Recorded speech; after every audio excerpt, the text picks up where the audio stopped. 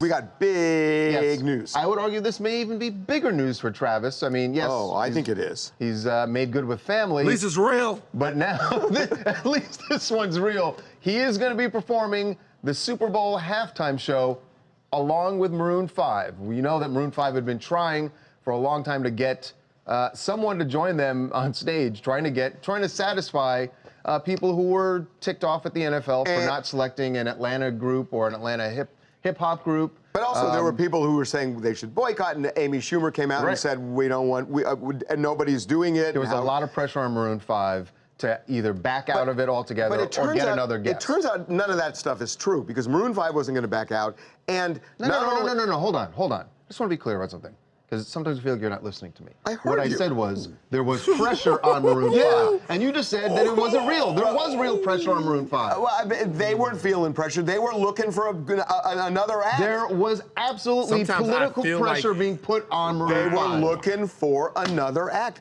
From the day the report came out that Maroon 5 was doing this, there was pressure on Maroon 5. On them. That is a fact. What pressure? Whether or not they interpreted it as pressure, but there were publicly many people saying they should not do the show. Well, my opinion is, if somebody pressures me, but I don't feel pressure, I'm not pressured. What are you talking about? What I said. So if someone threatens you, but you don't feel threatened, are you threatened? Maroon 5 now has Travis Scott as part of the halftime show at the Super Bowl, and it's a big deal. It is a big deal. Huge deal. A gigantic deal for two reasons. Number one, Travis Scott, one of the biggest stars in the world right now, legitimately, any genre, one of the biggest stars in the world. Two, this kind of gives them the diversity that they were looking for. Right. This gives them the act that they were looking for in order to make inroads to the rest of the audience that might have a problem with them performing at the Super Bowl halftime show. Did you eat Jenna's chocolate chip cookies? Because I was doing the same thing. I didn't eat it. No, they were delicious. If Jenna's watching, well. They were delicious, by the way.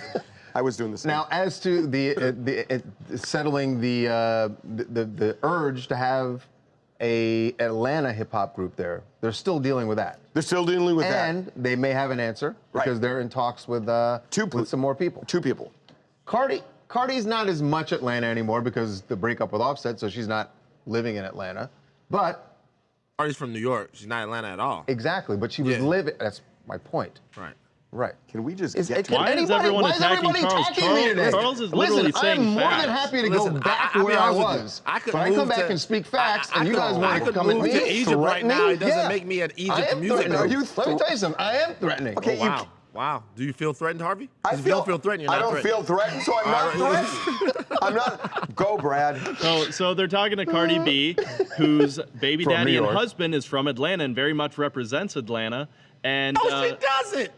She doesn't represent Atlanta at all. She was living in Atlanta. Yo, man, shout out to Brad. Me and Brad going to the Astro World concert together. So Brad is my guy. But Cardi B does not represent Atlanta. She's Atlanta adjacent. Her baby daddy and husband does. Give him the actual Atlanta that he won't argue with. The Atlanta that you can argue that they're talking with is Big Boy from Outkast. He's from Atlanta. That's true. Oh, what's that, man? He's from Atlanta. Okay. By the way, he's one of Atlanta's finest, maybe one of the greatest MCs of all time. Exactly. Actually, definitely one of the greatest MCs of all time. Shout out to Big Boy. And by the way, and Kylie Jenner comes along for the ride, and that gives more star power to the whole thing. Kylie Jenner, whose baby's daddy is from Houston, so she represents Houston. Oh, my By the way, I'll bet you some people in Houston feel that way. No! Anyway, congrats to Travis. Gary from Toronto, Canada. And Travis being a part of the Super Bowl is a good idea, I think, but the urban fans, I'm not sure how they're going to like that. Why? Well, just because I feel like with all the backlash with the Kaepernick situation happening, I really don't think it's going to be a good look for them, but for him, it might be a good look. And I think with him having that look, it's going to make him even that more of a mega star.